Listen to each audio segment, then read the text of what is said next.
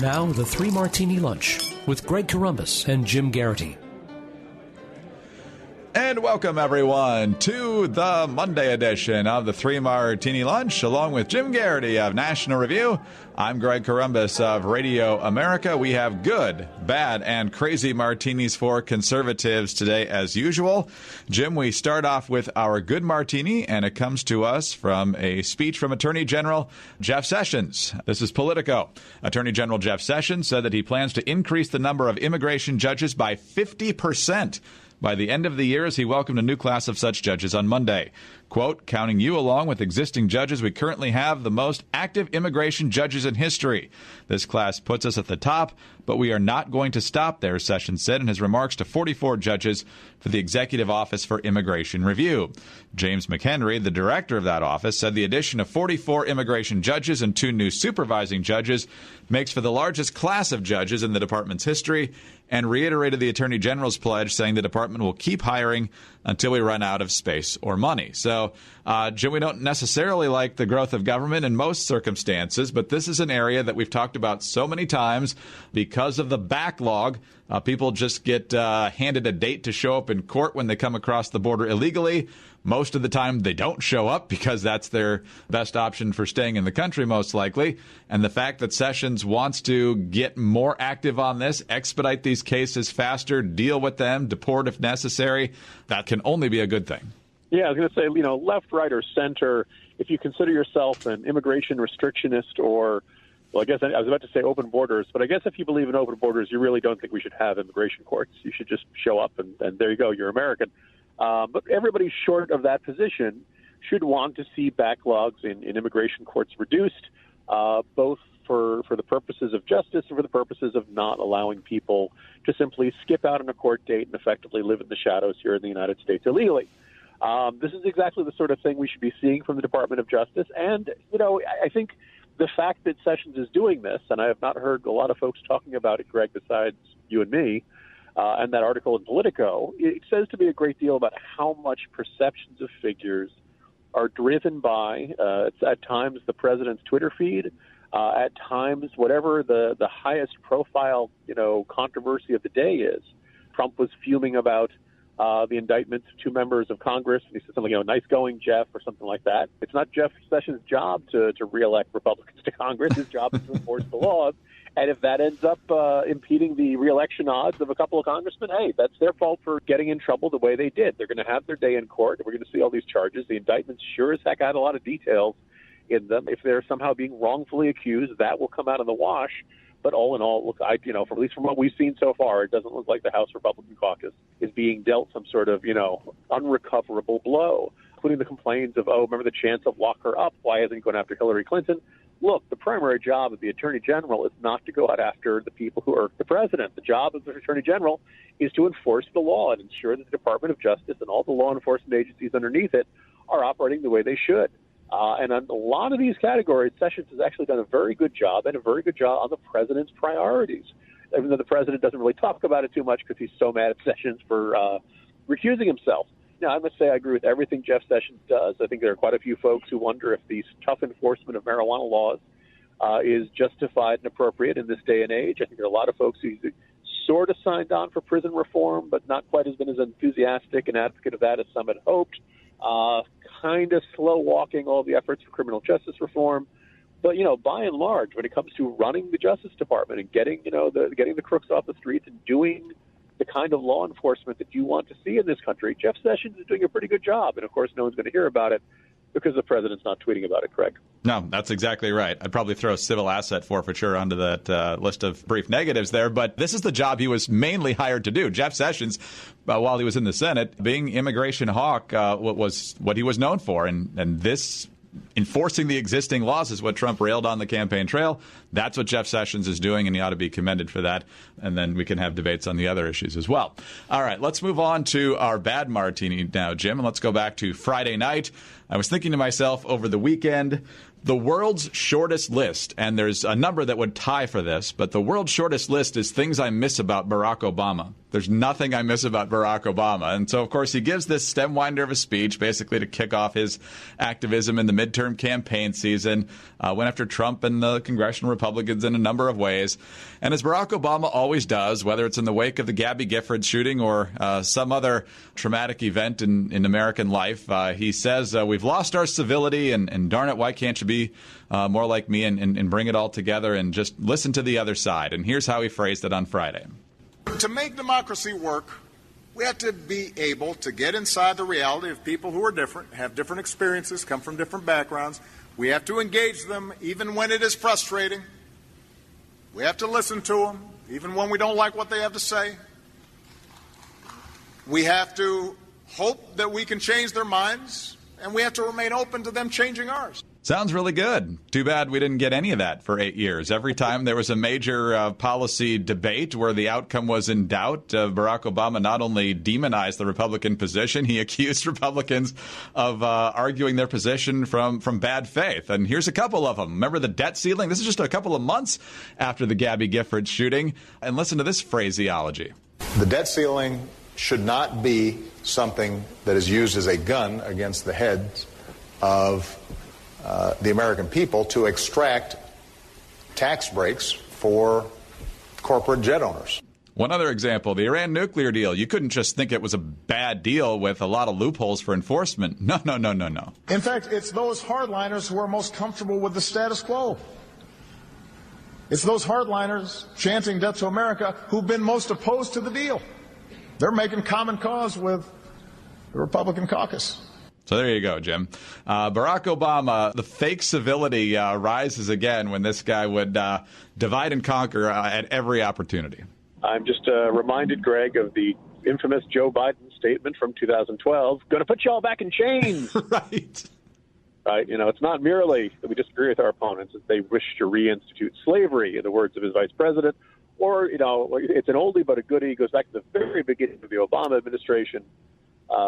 Republicans come to the table with their ideas for a stimulus, and President Obama looks at their list of proposals and says, well, I won. And that was the end of debate. But we need to listen to our enemies. We need to listen to our enemies, as he referred to. And, Hispanics need to punish their enemies, as he said in a radio interview. Everything Obama is describing sounds really good. It just doesn't match what he said. Greg, I'm actually in the car on my way to HLN to discuss the midterm elections and Obama's speech and whether Obama's remarks will drive additional turnout amongst Democrats. Do you think there are a lot of Democrats out there who were kind of on showing up in the midterm elections, really hadn't been all that bothered by anything Trump had said or done, but now that Obama's come out and given the speech, now they're going to, I was going to sit out this election, but now that Obama gave the speech, okay, because, as many people have observed, if there's anybody who knows how to drive turnout in the midterm election, Greg, Barack Obama. I mean, technically it's Republican turnout, but he did bring those people out. Look, obviously a lot of data indicates the Democrats are going to have a good election day on 2018. My suspicion is that has a lot more to do with how the past 2 years have gone and the fact that everything President Trump does, outrages them, infuriates them, offends them, all those things, much more than a speech Obama does. Is it possible that Obama could drive up some turnout here and there? I guess. But my sense is that if you're a Democrat, you've already circled the day on the calendar. You may have already requested an absentee ballot. I don't know that there's that much left for Democrats to get fired up. And honestly, look, a lot of that speech sounded like reheated stuff from the previous 8 years.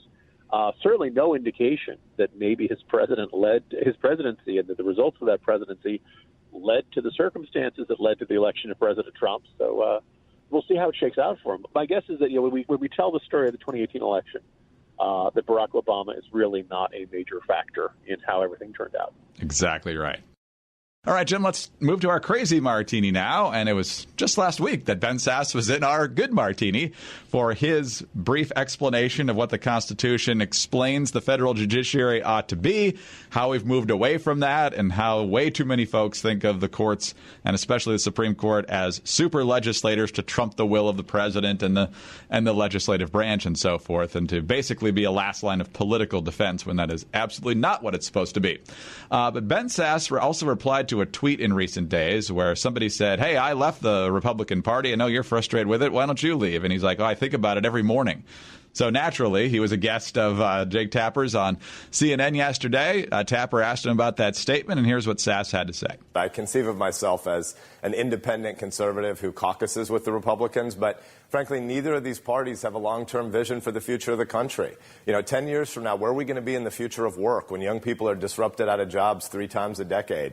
Future of war and cyber, the collapse of community. There's massive stuff happening in America, and these parties are really pretty content to do 24-hour news cycles screaming at each other. The main thing that the Democrats are for is being anti-Republican and anti-Trump, and the main thing Republicans are for is being anti-Democrat and anti-CNN, and neither of these things are really worth getting out of bed in the morning for. I think we should be talking about where the country's going to be in 10 years. And so he says he thinks about it every morning, especially when he has to make the long trip each week back to Washington to do his work as a senator. So, Jim, there's certainly valid concerns there. There is more of a focus on sniping at the other side than there is on advancing legitimate policy agendas, I would say, a lot of the time. But the fact that he keeps thinking about this and waffling on this and agonizing over this, either do it or don't do it, man. I mean, look at Angus King and Bernie Sanders. They're not officially Democrats, but they caucus with the Democrats and they go on as independents. If that's what you want to do it. If you want to stay in the GOP, do that and move on. Yeah, putting everything on the table. I really like Ben Sasse. I agree with about 90-some% of what he says and does. But this comment and this tone in this interview is a little frustrating. And the great irony, of course, I think he's very clear on his position as more or less a Trump critic. He's kind of emulating Trump a little bit here, because whenever Trump has a major decision, will we pull out of the Iran deal? Tune in Tuesday on The Apprentice. No. It's kind of this, hinting, foreshadowing. I'm thinking about this. Stay tuned. We'll see. If you don't want to be a Republican anymore, then just come out and do it. If you think you can salvage the party and you can steer it back in the direction you like, go ahead and do it. One or the other. But don't let us know week by week, giving us a weekly Republican thermometer of how high or how low you're feeling in terms of party loyalty. I will give him one point of just an observation. When we've seen people leave the Republican Party in the past, I'm thinking of the Arlen Specters, the Charlie Crist of the world. It's generally that they were moderates to the point of, marginally Republican. And the center of gravity in the party kept shifting right. It became a much more overtly and explicitly conservative party. And from my perspective, that's a pretty darn good thing. But, that they just found themselves not feeling comfortable. This is why people, the term rhino gets thrown around all too easily, but there are some people who are Republicans in name only or only nominally Republicans. I think it was Mike Castle had that, 52% career ACU rating, meaning voting the conservative position, right? So Ben Sasse isn't really in that position. I haven't looked up his ACU rating, but it's got to be pretty darn high. What it is that he's not comfortable with populism. What it is he's not comfortable with a chunk of the Trump agenda. And not even just, I even think the Trump agenda so much as the style of Trump-era politics, which is, a lot of sound and fury signifying nothing, some might argue, a lot of noise, a lot of dramatics, a lot of accusations, fire, and he's a policy wonk. And every party needs room for its policy wonk. I know the president is not one, and that's fine. Not everybody needs to be a policy wonk, but the party does need them. And I'd say even more, you need an atmosphere where policy wonks thrive. And I'm sure Ben Sasse, not just the flight or, although considering the performance of the airlines lately, maybe he just doesn't want to fly back to Washington because God knows when he's actually going to get there. It's much more a sense of, are we actually constructing policies that are going to make things better for the country, or are we going to try to win a news cycle and get really upset about something somebody said on cable news and all that kind of stuff? And I can get that. What it is that a lot of people in American politics today are playing a very different game than when they came there to start in the Tea Party era. And Ben Sasse was pure Tea Party. So hopefully his mood improves. Hopefully his outlook and his atmosphere in the party improves. But look, one way or another, just rip off the Band-Aid, pal. Don't take it off slowly. Yeah, exactly. So I like Ben Sasse, too. And I think if the Republican Party listened to him on getting back to an ideas-based agenda, that'd be a very, very good thing. He needs to make a decision, though. All right, Jim, enjoy your time on HLN. We'll talk again tomorrow. See you tomorrow, Greg. Jim Geraghty of National Review. I'm Greg Corombos of Radio America. Thanks for being with us today. And be sure to tune in again on Tuesday for the next 3 Martini Lunch.